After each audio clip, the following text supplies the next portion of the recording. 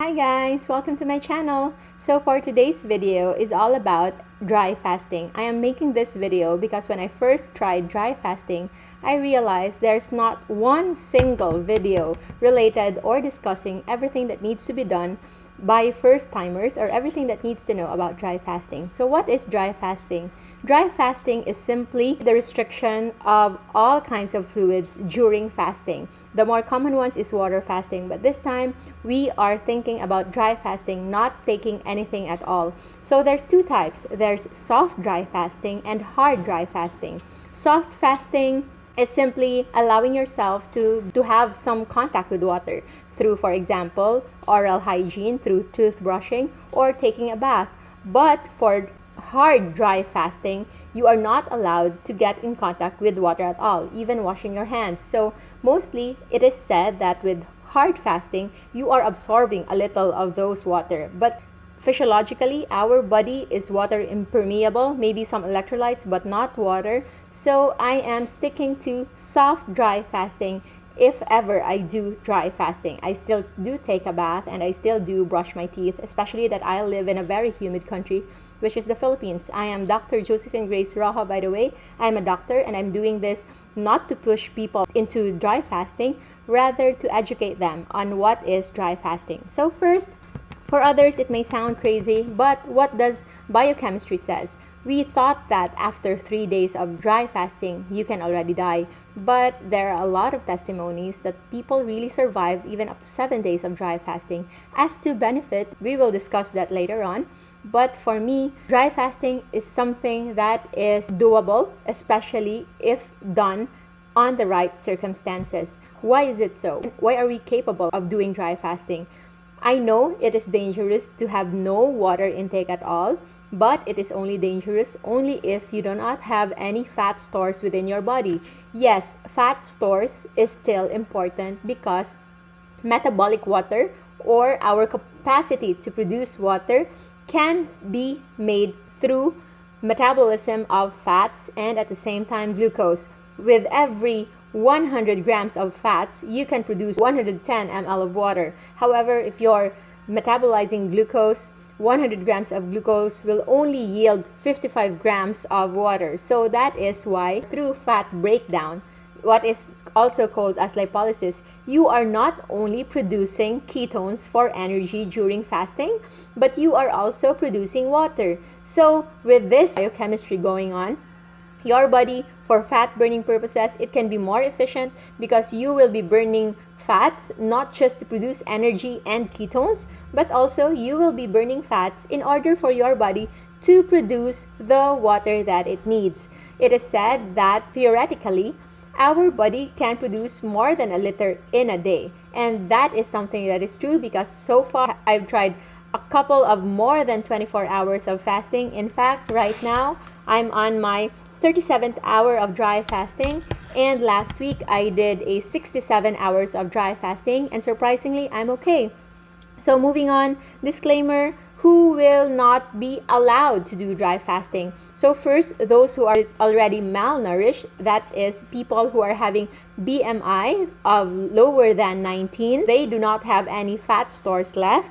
Also, those who have body fat percentage that is below critical, 5% for males and 10% for females, but actually that is very, very hard to achieve.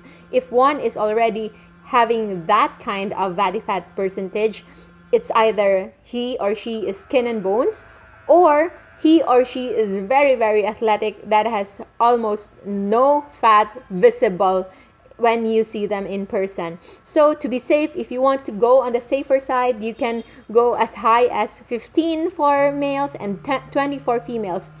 So with my physique, actually my body fat percentage is around 26 to 28. So you can see that I still have a lot of fat stores I can convert into energy, and at the same time water through metabolic water whenever I do dry fasting. So before I did dry fasting, that is more than 24 hours, I've had myself get used to it. I did dry fasting for 15 hours, 17 hours, 20 hours for more than 2 weeks before I engage into longer extended dry fasting. Ongoing medications for certain illness, they are certainly not allowed to do dry fasting. For children, because they are more prone to dehydration because of their body surface area. Also, those who have not tried water fasting before. So dry fasting is something that you do after getting your body used to fasting. So I've been into water fasting. I've gone as long as 12 days of water fasting and a couple of 5 days, 7 days. It's like a routine for me already. So dry fasting is simply like a little adjustment. And actually, I realized that it's quite easier as compared to water fasting, which we will discuss in a while. And lastly, those who have not tried dry fasting. So as for benefits, it is said that autophagy, lipolysis, weight loss that is seen in water fasting is actually about 3 times more potent when it is on dry fasting. Yes, there is no research to that yet, and there's no proof that it is really 3 times that effective, but it is something that is in theory. They've calculated the amount of water that is needed in a day so that our body will be able to produce that kind of water, of metabolic water. And it is somewhat similar to, yes, about 3 times more or as effective when you're doing water fasting. Other benefits, I realized that dry fasting, I thought it would be that hard as compared to water fasting, but I realized dry fasting is actually a lot easier. Usually when I engage in extended fast, first 2 days is actually very hard, but with dry fasting, it is not hard at all, simply because I am conserving all the electrolytes in my body. Because when you are doing water fasting, you will have to take supplements as well, the electrolytes, because otherwise, you'll be urinating those and you are risking yourself going into electrolyte imbalance, specifically hyponatremia or low in sodium, or hypomagnesemia or low in magnesium, and eventually even hypokalemia or low in potassium. But with dry fasting, since your urine is only limited to about 3 or 4 times in a day, you can see that your body is conserving all the electrolytes that it needs, as well as water. So water is being produced still. For the last 3 days that I did dry fasting, I was able to urinate 4 times and about 150 ml to 250 ml per urine. Yes, it is easier to get into ketosis when you are on dry fasting, simply because your body is forcing to double up the machine that will burn the fats in order for it to produce not just energy again, but also including water. Increased mental clarity and concentration is actually more potent with dry fasting. I am speaking for myself and also as well as those others who have experienced dry fasting. Now, I am doing this in order for you to anticipate what you should expect if ever you decide to go into dry fasting. And yes, there's no need to supplement, to do some supplementation, especially if you've had supplemented. As for other benefits of dry fasting, other known benefits of water fasting like increased focus, or you eat substantial nutrient-dense foods prior to doing your dry fasting. So dry fasting overall, it is something that I will keep on doing, maybe in shorter periods most times, and I can go on longer periods whenever time arises that I feel like I need to heal. I need to heal my inflammation, my allergies, because I have that. I am very, very intolerant to sugar and all high carbohydrate diet. That whenever I take something, it will make me feel bloated, it will make me feel inflamed, all the itchiness in my eyes. I have allergic rhinitis, and so far dry fasting offers me the quickest relief, the fastest healing that I can sense to myself. But before trying this, you have to be cautious. You should not do strenuous exercises because sweating will make you lose more water, and at the same time, most importantly, you will lose electrolytes. So your body cannot compensate. So you're risking your body decompensation for it not to be able to compensate for the water loss and mineral loss that you do when you do strenuous exercises. So if ever you do dry fasting, you just do your regular daily routine, or if you can afford it, you can try to rest as much as you can not much mobility, so that you can concentrate on healing and your body. You will not be demanding too much than your body can create. Also, avoid getting exposed to very extreme heat, very humid environment, because that also can cause more dehydration. And also, alcohol intake is a no-no during and before dry fasting, because it can lead to further dehydration. And lastly, those with existing conditions, those who are diabetics, currently vomiting, currently having diarrhea, all those, anything that can make you release more water from your body, your usual body fluids through sweat or breathing, you should not go into dry fasting. So if ever you decide and then you took all the necessary precautions, is there still a risk that you will still go into dehydration? Yes, that's why you have to look for signs of dehydration. So one sign of dehydration is feeling thirsty. Yes, that is expected, but actually the feeling of thirst is not happening all throughout the day. You can leave it up to 30 minutes, an hour, and you can see for yourself if it will be gone. But if it's not gone, if it's persistent for the whole day, you should break your fast, because probably you are already very dehydrated.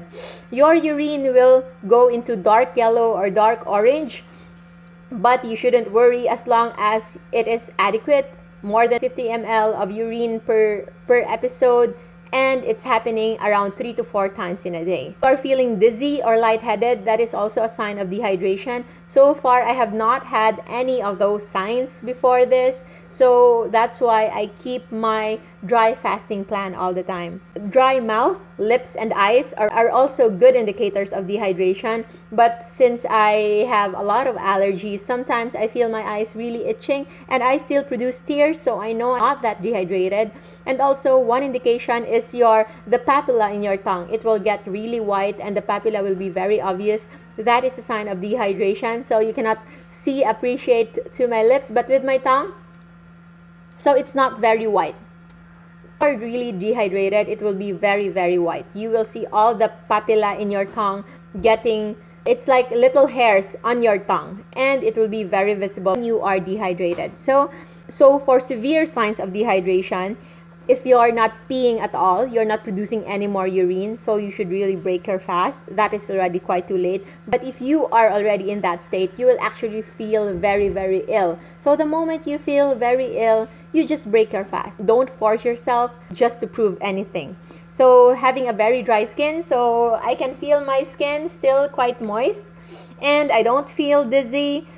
Rapid heartbeat, I just checked my heartbeat. It's only around 69. That's less than 70. As long as it's within normal limits, 60 to 100. But before doing this, you should have your regular heartbeat in check. So my heartbeat is usually just 60s to 70s, and it's still the same with dry fasting. Sunken eyes, my eyes is not sunken after 38 hours of fasting, and when I did also during my 67 hours of fasting, I look the same, I feel the same, except that I feel a lot lighter. Energy, some will have lack of energy, but for me, actually, I feel good. I feel even greater as compared to when I am doing water fasting. And fainting, of course, loss of consciousness, that is a very, very bad indicator of too much dehydration and shouldn't happen to you at all, because the moment you feel ill, you should break your fast. Do not push it. So fainting, loss of consciousness may be a sign of severe dehydration only. So this is doable because our DNA is very intelligent. We produce fats in order for it to be a source of energy whenever we need it, but it's also a source of water whenever we need it. This is what we call as camel phenomenon. So camel phenomenon, hump at the back of the camel is actually not made of water, but it's actually made of fats. So fats are very, very good emergency fund. It can be converted into hormones, it can be converted into vitamins, it can be converted into energy, it can even be converted into water. So all the things that we need, even our skin, the coating of every cells, it's all made of lipid bilayer or made of fats. So last time when I did my 67-hour fast, at the 65th hour, I had my blood checked. I had my blood taken, withdrawn, so that I can check the effects of water fasting for more than 2 days, or almost 3 days, because it is said that it's not yet documented. So I wanted to document it. So first, my HbA1c. So my glycemic control for the last 3 months. So it's still the same. 6 months ago, my HbA1c, it's 5.6. And now it is still 5.6. But I thought I will be dehydrated, and I checked my creatinine, my fasting blood sugar, my cholesterol, HDL, LDL, triglycerides, magnesium, potassium, and sodium, because it is said that those electrolytes will be very much depleted when you do fasting. But to my surprise, my result is actually really, really good. So my creatinine, if you can see that, it's actually just 0.6 from a normal of 0.52, 0.12, and actually that is on the lower limit. My fasting blood glucose, it is 74. So for those who are afraid that with fasting, with dry fasting, they will go into hypoglycemia, actually no, our body is capable to producing its own glucose through the process of gluconeogenesis, and it is the evidence. After almost 3 days of dry fasting, my blood sugar is actually just normal, low normal. That is 74. Its normal is 70-99 or 70-100, depending on where you have your blood sugar taken. And for cholesterol, it is quite high. It's 277, upper limit is 200, but it is expected because my HDL, or high density lipoprotein, which is considered as the good cholesterol, is actually 87. So that's quite high. The normal would be around 70. The higher your HDL, the more protective it is. My LDL is somewhat on the mid-range. It's somewhat elevated at 176, but it is still within the normal values of less than 210. And my triglycerides, the triglycerides is the one of the most scary ones whenever it's elevated.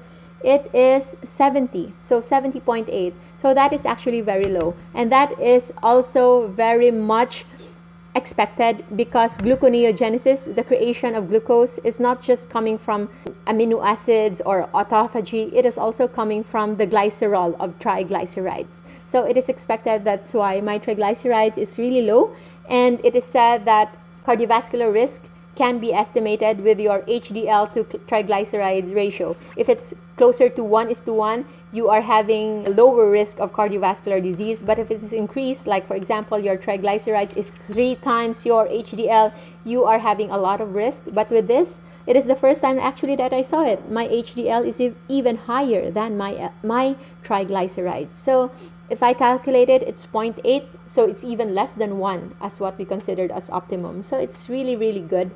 And it's expected that magnesium and sodium, the one that I usually recommend to do to supplement whenever you are doing water fasting. So it's expected. Only my magnesium and potassium is low, but very, very minimal. 1.45, the upper limit is 1.7, and for the sodium it's 133. The lower limit rather is 135. So it's very, very low. It's almost negligible. And my potassium is very normal, 3.8, with a range of 3.5 to 5.0. So you see, I always say that sodium is potassium sparing. As long as your sodium is in check, you are conserving your potassium. And for almost 3 days of no water intake, no intake of anything at all, you can see my blood levels, that is very good. And for those who are afraid that their kidneys might get damaged, for those with normal optimum kidney function, you can see that your kidney can actually benefit from little challenges like this. It can adapt. And EGFR, my age now is 32 years old. The average would be around 107, but mine is actually 138. So it's quite high, it's quite good, showing that my kidney is functioning so well. So I think that's it for now. I will try to see if I can add more info to it. But with dry fasting, it is something that I will incorporate in my day-to-day. It will just range on the time. And if you like this video, you can subscribe to my channel and watch my other videos related to intermittent fasting, water fasting, dry fasting, and also low carbohydrate diet, because I believe that is something that our body is equipped to do. Fast as long as you can, and if you eat, stay low carb so that you will stay safe. That would be all for now. Thank you. Bye bye.